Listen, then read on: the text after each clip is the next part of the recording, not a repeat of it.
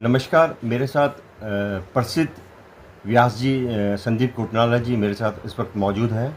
और जिस तरह से पितृपक्ष चल रहा है इस वक्त पूरे देश में, पितृपक्ष का पूजा हो रही है, पितरों की पूजा हो रही है। तो संदीप कोटनाला जी से मैं ये जानकारी चाहूँगा कि पितृपक्ष में अधिकांश लोगों को क्या करना चाहिए।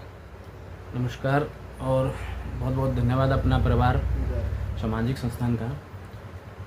और जिस तरह से आजकल पितृपक्ष का पर्व चल रहा है, ये कन्यागत यानी कि जब सूर्य कन्या राशि में प्रवेश करते हैं उस समय पितरों का दिन हो जाता है, यानी कि पितरों की सुबह होती है। और इस समय पितृ जो हैं, जो पूर्वज हमारे हैं, उनकी जो आत्माएं हैं, उनकी जो ऊर्जा शक्ति है, वो प्रत्येक उस घर की तरफ अपना एक भाव समझिए या अपनी लगाव समझिए, कुछ भी समझिए, या अपना एक आकर्षण समझिए, उन परिवारों की तरफ रखते हैं जिनसे उनके संबंध होते हैं। तो वो ये ध्यान देते हैं कि हमारे परिवार के लोग किस तरह से जीवन यापन कर रहे हैं, हमारी परंपरा को किस तरह से आगे बढ़ा रहे हैं, और वो सुख शांति से हैं कि नहीं हैं।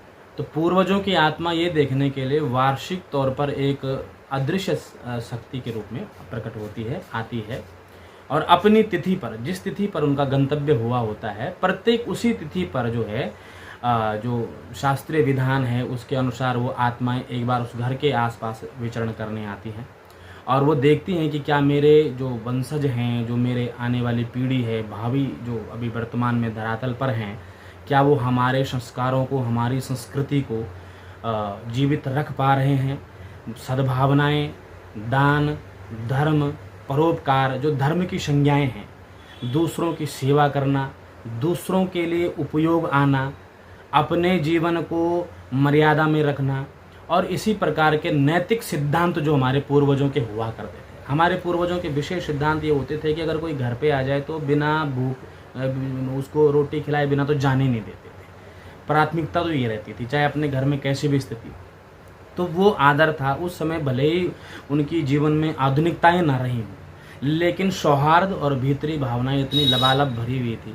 हालांकि वो चीज़ आजकल देखने को कम मिलती है, फिर भी भारतीय परंपरा में उन सभी सनातनी और उन सभी मर्यादित वैदिक अनुसंधान, वैदिक धर्म का पालन करने वालों का साधुवाद है, जो आज भी अपने गंतव्य पितरों को, जो इस धरातल से चले गए, उनको आज भी जल तर्पण देकर अपनी मर्यादाओं को संरक्षित किए हुए हैं।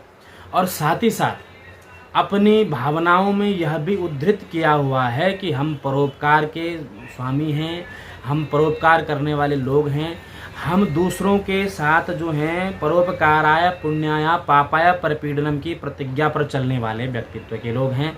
हम लोगों को अपने इस धर्म का पालन निरंतर करते रहना चाहिए और प्रत्येक व्यक्ति को, प्रत्येक प्राणी को जो यहाँ पर है, उसे अपने पितरों के तर्पण इन पक्षों में अवश्य में करने। इसमें मैं एक जानकारी लेना चाहता हूँ। जैसे आपने कहा था तिथि, जो तिथि होती है, हाँ, जिस में हमारे पितर इस धरती से जाते हैं, जिन लोगों को अपनी पितरों की तिथि नहीं मालूम होती है तो उनको क्या करना चाहिए। उनको विशेषतः जो है, अगर जिनको अपने पितरों की तिथि पता ना हो, पहले तो ये प्रयास करें कि कहीं ना कहीं से उनका कोई संदर्भ मिल पाए।